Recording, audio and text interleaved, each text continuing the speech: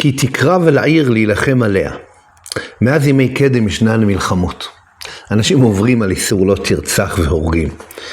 אבל כל עוד יש אויבים שרוצים להרוג אותנו, אנחנו נדרשים להגן על עצמנו בכל האמצעים.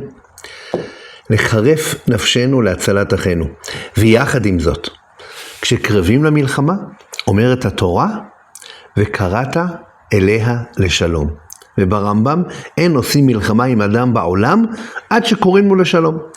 דיני המלחמה מצמצמים את הצורך להרוג ומחזקים את האפשרות בשלום. בבניין המקדש והמזבח אסור להשתמש בברזל, שלא יונף החרב המקצר חיים על המזבח שמטרתו להאריך חיים. דוד המלך לא יוכל לבנות את בית המקדש. מצד אחד המלחמה היא הכרח, מגונה אבל הכרח, ואנחנו נדרשים להילחם בצורה הטובה ביותר, להגן וליצור התראה. מצד שני הלחימה, ההרג, משנה את האדם, יש לה מחיר. דוד שילם מחיר, הוא לא בנה את בית המקדש. זה אתגר לא קל, לשמור על השאיפה לשלום, שכן שמו של הקדוש ברוך הוא שלום, ואין לך כלי מחזיק ברכה אלא השלום.